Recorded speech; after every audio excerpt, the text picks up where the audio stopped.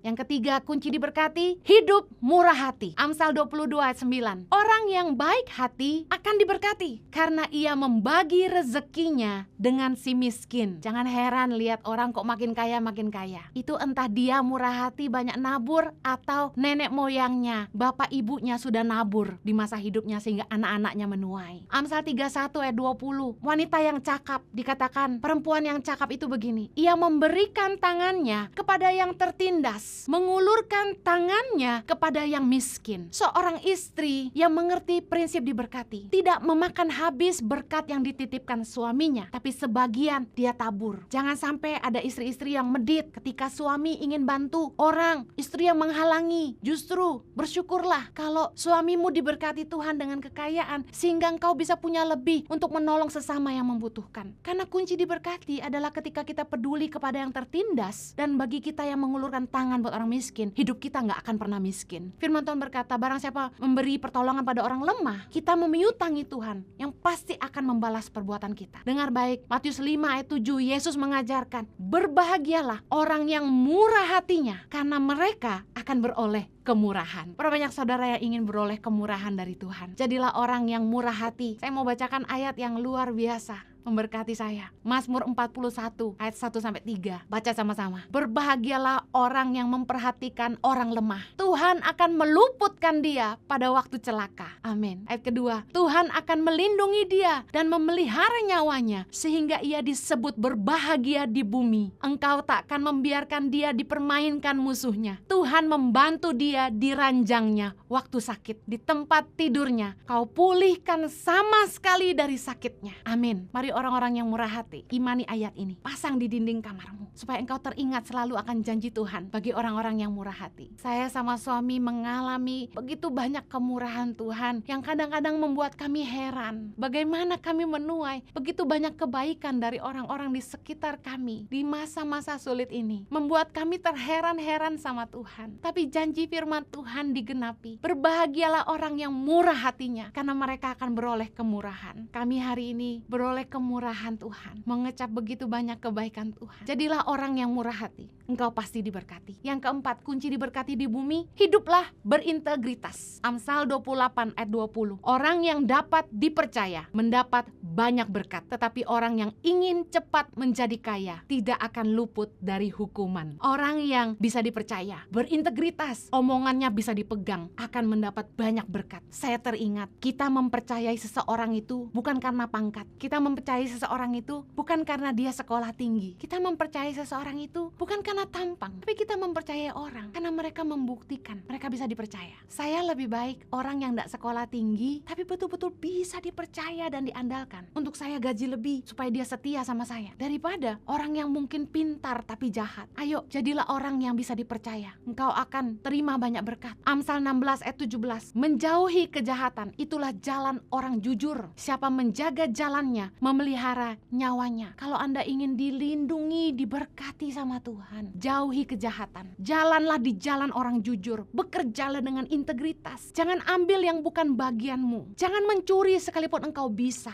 Jangan berdusta. Ya, katakan ya. Tidak, katakan tidak. Lebih daripada itu adalah dusta. Tidak ada bohong putih, bohong hitam. Semua dusta adalah dusta. Jangan berbuat jahat kepada sesama. Jangan menjatuhkan orang lain. Berintegritaslah. Kalau memang itu bukan karyamu, akui karya orang lain. Kalau memang kita butuh kelebihan orang lain, akuilah, berintegritaslah. Dalam setiap kita berdagang, berintegritaslah. Jangan sampai kita merugikan orang. Siapa sih orang dagang yang gak mau untung? Tapi juga jangan bikin orang lain jadi buntung. Jangan sampai kita menjungkir balikan mangkok nasi orang lain hanya demi mengenyangkan perut sendiri. Jadilah orang yang berintegritas. Dengar baik, Mazmur 24:4 berkata begini, orang yang bersih tangannya dan murni hatinya, yang tidak menyerahkan diri kepada penipuan, yang tidak bersumpah palsu, dialah yang akan menerima berkat dari Tuhan dan keadilan dari Allah yang menyelamatkan dia. Amin. Saya mau bertanya kepada saudara, akankah saudara memberkati stafmu, bawahanmu, pegawaimu yang benar-benar berintegritas? Anda pilih mana? Punya staf yang sekolah tinggi tapi tidak jujur, atau staf yang mungkin cuma lulusan SMP tapi dia berintegritas berintegritas dan bisa dipercaya. Anda lebih baik gaji lebih yang mana? Kalau kita sebagai manusia saja lebih menghargai orang yang berintegritas, apalagi Tuhan. Berkat Tuhan akan turun atas orang-orang jujur yang berintegritas. Katakan amin. Kita nggak boleh mencuri, nggak boleh merugikan orang lain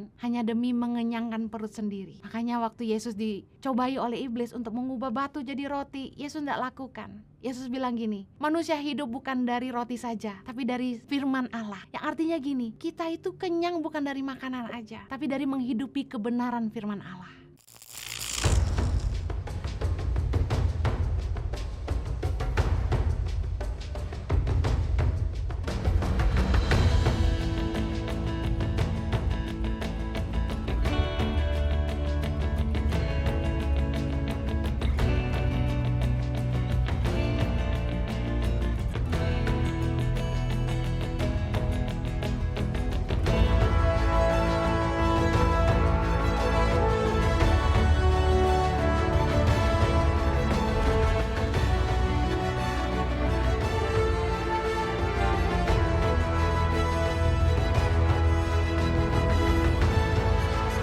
Cerita anak pedalaman dalam meraih mimpi dan mengejar cita-cita bersama Tangan Pengharapan.